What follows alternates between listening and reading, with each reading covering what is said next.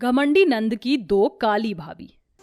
एक जगह शादी की शहनाई बज रही थी तो दूसरी ओर पंडित जी मंत्र पढ़कर मंजरी के दोनों बेटे कार्तिक और नैतिक का दया और मनीषा से विवाह संपन्न करा रहे थे।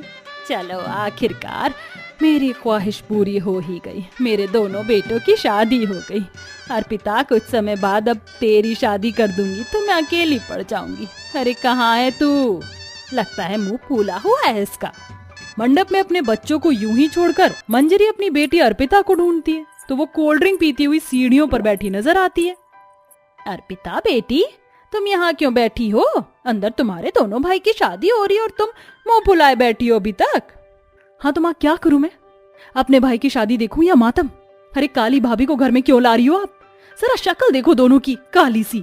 अर्पिता बेटी, आखिर भगवान ने सबको एक जैसा तो बनाया नहीं है, लेकिन स्वभाव और दिल से तेरी दोनों भाभी बहुत अच्छी हैं। अपनी भाभियों को अपना ले और शादी में चल। ऐसे मत कर, दोनों भाइयों को बुरा लगेगा। मंजरी अर्पिता का हाथ पकड़कर मंडप में ले जाती है, जहां उसे जबरदस्ती स्माइल करनी पड़ती है। कुछ देर बाद चारों की धूमधाम से शादी हो जाती है। फिर मंजरी ससुराल में अपनी बहू का गृह प्रवेश करती है। आओ बहुओं, आज से घर की सारी जिम्मेदारी तुम्हारी और तुम हमारी हुई।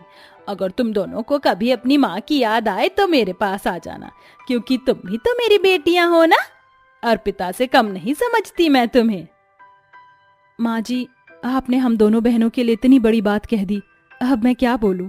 सच में आप बिल्कुल माँ जैसी ही हैं, वो भी हमें ऐसे ही प्यार करती हैं। हाँ माँ जी। ओह गॉड, 2 कदम रखे नहीं, कैसे दोनों काली बहनें मम्मी को बहला फुसला रही हैं। अरे तुम्हें मेरे भाई के अलावा पहले घर में कोई रिश्ता नहीं आया क्या? हो सकता है तुम्हारे कालेपन की वजह से किसी ने रिश्ता नहीं जोड़ा, लेकिन जैसे ही तुम दोनों के मम्मी पापा को मेरे भाइयों का रिश्ता आया तो फट से फंसा दिया मेरी माँ को भी। अर्पिता दीदी, आप गलत समझ रही हैं। अर्पिता, मैंने तुम्हें पहले भी समझाया था, फिर भी तुम वही सब कर रही हो। अपनी नई भाभी के साथ कोई ऐसा करता है? अरे माँ, मैं आपको कैसे समझाऊं? ये नई भाभी नहीं, बिल्कुल काली कलूटी बैंगन जैसी भाभी हैं। जरा इनकी शक्ल देखिए, इतनी गई गुजरी है मुझसे।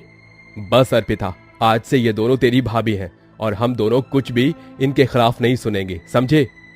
अरे वाह, इन्होंने तो आते ही मेरे दोनों भैया को भी अपने कब्जे में कर लिया। देखो कैसे भैया तुम्हारा पक्ष ले रहे हैं और मुझे सुना दिया।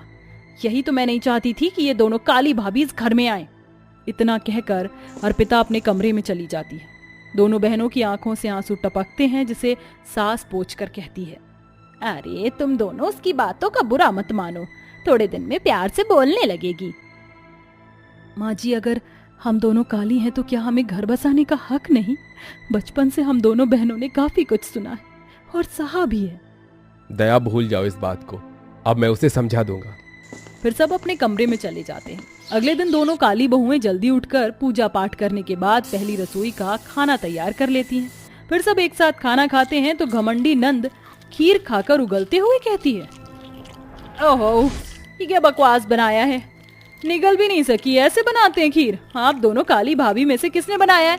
अरे मुझे डायबिटीज करवानी है क्या, जो 2 किलो चीनी भर दी इसमें? नहीं दीदी, चीनी तो हमने सामान्य मात्रा में डाली है।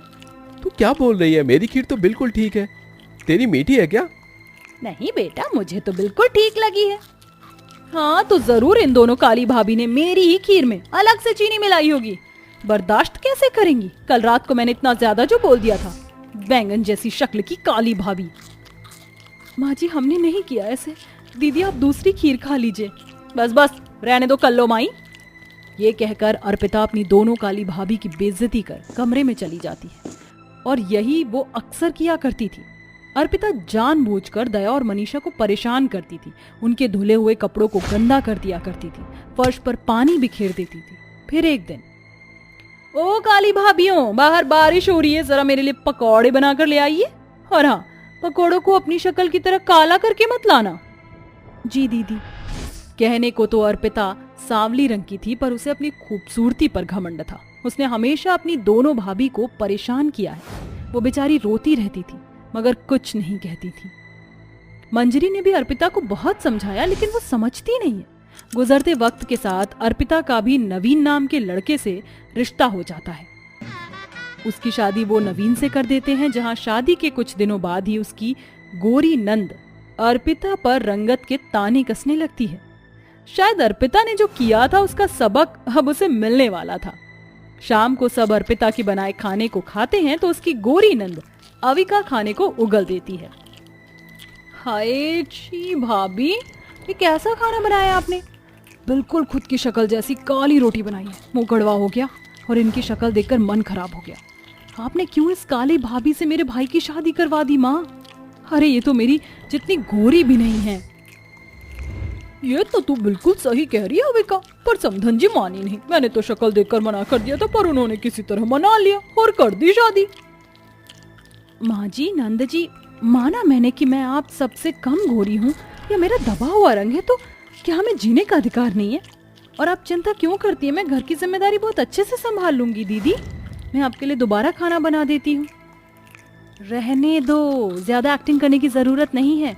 मैं जानती हूँ तुम एक नंबर की घमंडी हो, एक तो काली ऊपर से तेवर। मैं ऑनलाइन खाना मंगा लूंगी। हाँ बेटा, मेरे लिए भी। अर्पिता को अविका की बातों का बहुत बुरा लगता है। फिर शाम को दोनों माँ बेटी मॉल जाती हैं तो अर्पिता कहती है, माँ जी दीदी, मुझे भी आपके साथ मॉल जाना है शॉपिंग करने, मैं भी चलूं? व्हाट नॉनसेंस, मैं तुम जैसी काली भाभी को अपने साथ मॉल में नहीं ले जा सकती। आई मीन मेरी भी कुछ इज्जत है, लोग मुझे घूरने लगेंगे अगर तुम मेरे साथ जाओगी तो। दीदी अच्छी सी साड़ी और मेकअप कर लेती हूँ, तब अच्छी लगूंगी। नहीं काली बहू, अविका ठीक कह रही है, तुम मेकअप भी लगा लोगी तो भी ना अच्छी नहीं लगोगी, इसलिए तो यहीं रह। ये सुनकर अर्पिता रोते हुए कमरे में चली जाती है। उसकी नंद और सास उसके साथ वही करते थे जो उसने अपनी दोनों काली भाभी के साथ किया है। हमेशा से कालेपन का टॉर्चर मिलता था। खुद को आईने में देखकर शीशा तोड़ देती है। क्या मैं इतनी काली हूँ? मेरे साथ ये सब हो रहा है तो मैंने जो अपनी दोनों भाभी के साथ किया उन्हें कितना बुरा लगता होगा। फिर भी उन्होंने मुझे आज तक कुछ नहीं कहा। मुझे उनसे माफी मांगनी चाहिए। ये कहकर वो भागते हुए अपने घर पहुंच जाती है, जहां उसकी दोनों भाभी रसोई में थी। उनके पैरों में गिरकर अर्पिता कहती है, दया भाभी, मनीषा भाभी, आप दोनों मुझे माफ कर दीजिए। मैंने आप दोनों को बहुत कुछ बोला, मुझे माफ कर दीजिए। मैं इतनी बेचैन हो गई कि भागती हुई यहाँ आ गई हूँ। मेरी नंद मेरे साथ वही सब करने लगी जो मैं आपके साथ करती थी, तो मुझे आपके दर्द का एहसास होने लगा।